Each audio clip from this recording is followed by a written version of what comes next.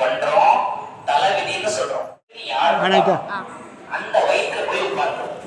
அப்புறம் 6 மாசம் உள்ள இருந்து குழந்தையா பிறக்கும். இதத்தான் புனர்ஜென்மம், மறுபிறவின்னு சொல்றாங்க. இன்னொரு ரகசியம், கீழே உட்காரு அடுத்த ஜென்மத்திலையும் மனுஷனாத்தான் பிறக்குமா. மிருகம் பறவை ஆகாரம். அதாவது ஒரு மாங்குட்டையை வச்சா மாமரம், வாழைய வச்சா வாழை மரம். மனுஷன் ஆண் பெண் மாதம். இப்ப நான் ஆண், அடுத்த பிறவில பெண். ஆனா மிருகம் கிடையாதுன்னு கடவுள் சொல்லிட்டார்.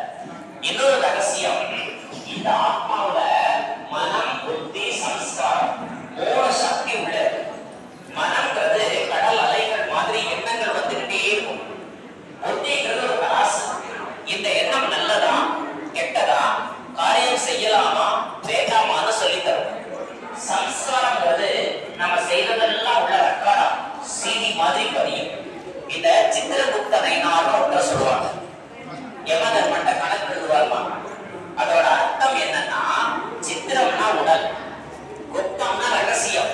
இந்த உடலுக்குள்ளேயே ரகசியமான இந்த இடத்துல நம்ம செய்யற எல்லாமே ரெக்கார்ட். ஆளு கொஞ்சம் எடுத்து கையில் வச்சுடுங்க, நீ இப்படி வச்சுக்கோ.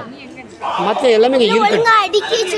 அது தட்டாலே அடிக்கிறதா ஒன்று அடுக்கணும். அப்படி வச்சு அப்படி வச்சு அப்படி வந்துட்டு அப்படி வச்சுட்டேன்னா இது சரியாயிடும். அதுங்களா ஒன்று நீ அடுக்கண்டா ஆளு கொஞ்சம் இப்படி நீ கொஞ்சம் அது கையில் வச்சுக்கோ. அப்படி அது கூட சேர்த்து வச்சுக்கோ. அப்படி ஒன்று போல அடிக்க கையில் தூக்கிட்டு வந்து கீழே விழுந்துடும்.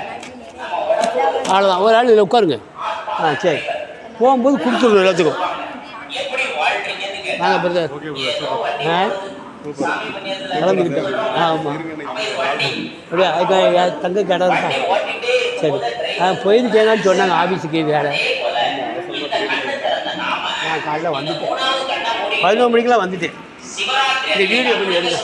இப்போ நான் போகிறேன், அவங்கள பஸ் ஸ்டாண்ட் வரைக்கும் விட போகிறேன். அப்படி இல்லை, இல்லை ஆனில் பண்ணியிருக்கேன். கரெக்டாக வீடியோ எடுக்கணுங்க. ஆனில் தான் ஓடிட்டு இருக்கு. சரி, நீங்கள் எழுதிங்கன்னா இப்படி ஆட்டாக அது முடிஞ்சுட்டு எப்படி தெரியும்? முடியாது, நமக்காக தான் முடியும். நீங்க எல்லாரும் கடவுளை பாப்பீங்க, அவர்கிட்ட பேசுவீங்க, போயிட்டு வருவீங்க. இல்லை, அந்த நல்ல நாள் இந்த செட்டிகுளத்துக்கு வந்தாச்சு. இனிமேல் உங்களுக்கு உங்க வாழ்க்கை ஒரு சொர்க்க வாழ்க்கை கிடைக்கும். இது கதை கிடையாது, இறைவன் சொல்ற சத்திய நாராயணர் கதை. பாருங்க, விஸ்வ மகாராஜன் ஸ்ரீ நாராயணர் வளர்ந்துட்டோம். நீங்க அவரோட சேர்ந்து வாழணும். அதை சொல்லி வளர்ந்துருக்கோம்.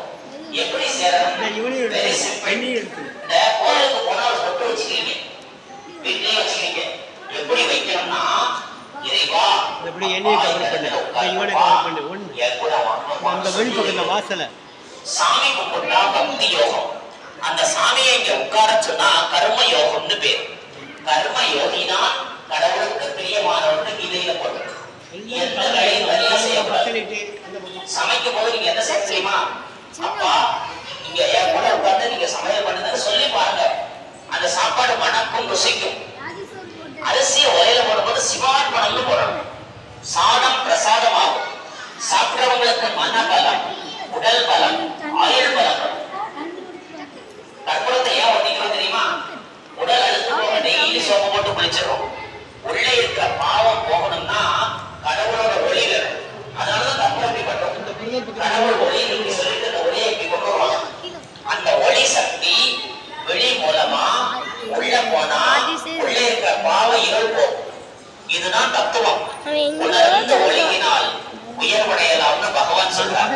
நீங்க என்ன உணரணும்? நான் ஆத்மாங்கிறத புரிஞ்சுக்கோங்க. இதை புரிஞ்சாச்சுன்னா மரண பயம். ஆத்மாவுக்கு மரணமே கிடையாது. மீண்டும் மீண்டும் இந்த பூமியில பிறப்போம். அடுத்தால எத்தனை பிறவி எடுப்போங்கிற ரகசியத்தை சொல்லிடுறோம். பாருங்க, இங்க இருந்து நம்ம இங்க வந்துட்டோம். இதுமே மனித லோகம். சந்திரன், நட்சத்திரம், சூரியன்